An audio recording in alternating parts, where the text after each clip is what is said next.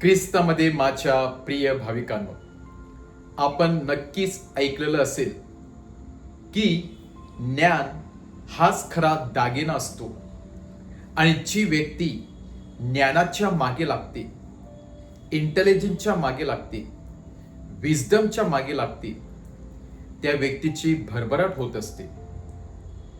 पण जो व्यक्ती अज्ञानी असतो, ज्याला ज्ञानाची गरज वाटत नाही असं त्याचं म्हणणं असते, ती व्यक्ती अज्ञानामध्येच मरत असते.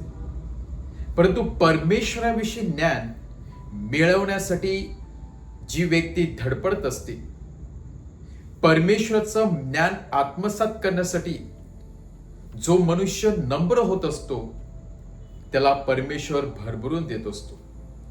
कारण हे जागतिक ज्ञान आपल्याला कदाचित मिळू शकते, पुस्तक वाचून मिळू शकते, लोकांच्या संपर्कात राहून मिळू शकते किंवा सोशल मीडियातून मिळू शकते.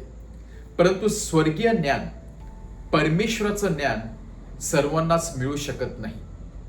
त्यासाठी आपलं हृदय नम्र असणे गरजेचं आहे. त्यासाठी आपण परमेश्वरासमोर नतमस्तक होणे गरजेचं आहे. गर्विष्ठ व्यक्ती किंवा पुस्तकी ज्ञान मिळवलेला व्यक्ती किंवा गर्विष्ठ झालेला व्यक्ती परमेश्वराच्या दृष्टीने कमीच असतो. आणि म्हणूनच स्वर्गीय ज्ञान हे सर्वांनाच मिळत नसते. म्हणून आज स्वतः प्रभू येशू ख्रिस्त आजच्या शुभवर्तमानामध्ये आपल्या स्वर्गीय पित्याचे आभार मानताना सांगत आहे, हे स्वर्गीय पिता, मी खरोखरच तुला धन्यवाद देत आहे. हे ज्ञान लोकांच्या गर्विष्ठ लोकांपासून तू लपवून ठेवलेलं आहे. आणि जे लोक लहान मुलाप्रमाणे नम्र होते, ज्यांच्यामध्ये अहंकार नव्हता, त्या लोकांना तू स्वर्गाचं ज्ञान दाखवून दिलेलं आहे. येथे प्रभू येशू ख्रिस्त एका बाजूला गर्विष्ठ लोकांचा उल्लेख करत आहे, दुसऱ्या बाजूला लहान मुलांचा उल्लेख करत आहे. हे गर्विष्ठ लोक प्रभू येशूच्या म्हणण्याप्रमाणे शास्त्री आणि परुषी होते. त्यांना पुस्तकी ज्ञान होतं, त्यांना शास्त्राचं ज्ञान होतं, परंतु लोकांच्या नजरेसमोर ते कमी पडले. प्रभू येशूच्या ज्ञानासमोर ते कमी पडले. कारण केवळ पुस्तकी ज्ञान असून गरजेचं नाही. ते ज्ञान आपण आत्मसात करून ते जेव्हा आपल्याला माणूस बनण्यासाठी प्रोत्साहन करत असते, तेव्हा त्या ज्ञानाचा फायदा होत असतो. आणि अहंकाराने भरलेला व्यक्ती कधीच परमेश्वराचं ज्ञान आत्मसात करीत नसतो. आणि म्हणून प्रभू येशू ख्रिस्त जेव्हा गर्विष्ठ हा शब्द वापरतो, तेव्हा तो शास्त्री आणि परुषी लोकांसाठी आहे, की ज्यांची मने अहंकाराने भरलेले होते, गर्वाने ते फुगून गेलेले होते, जे स्वतः नतमस्तक होण्यासाठी तयार नव्हते, नम्र होण्यासाठी तयार नव्हते. त्या व्यक्तीच्या ज्ञानाचा काहीच फायदा नव्हता.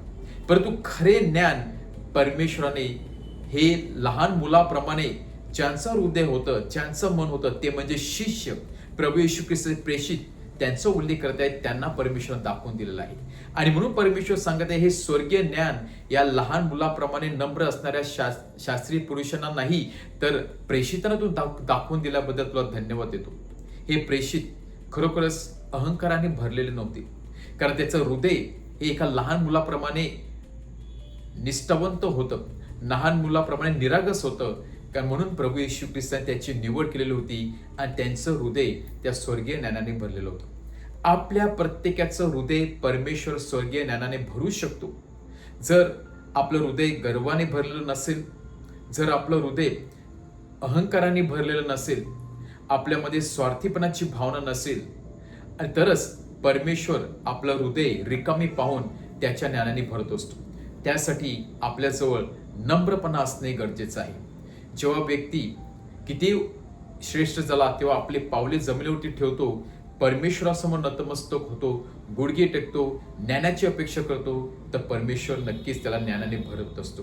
आज परत एकदा, जर आपण गर्वाने भरलेलो असेल, आपल्या टॅलेंट्समुळे जर आपल्यामध्ये गर्व आला असेल, आपल्या सौंदर्यामुळे जर आपल्यामुळे गर्व आला असेल, पैशामुळे गर्व आला असेल, तो थोडा वेळ बाजूलाच टाकूया.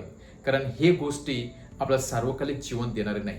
तर कुठल्या गोष्टी आपल्याला सार्वकालिक जीवन देणार आहे, तर परमेश्वराचं ज्ञान आणि परमेश्वर असलं प्रेम आपल्या स्वर्गाकडे घेऊन जाणार आहे. त्या गोष्टी मिळवण्यासाठी आपण प्रयत्न करूया. आणि त्यासाठी विशेष परमेश्वराकडून कृपा व शक्ती मागूया. आमेन.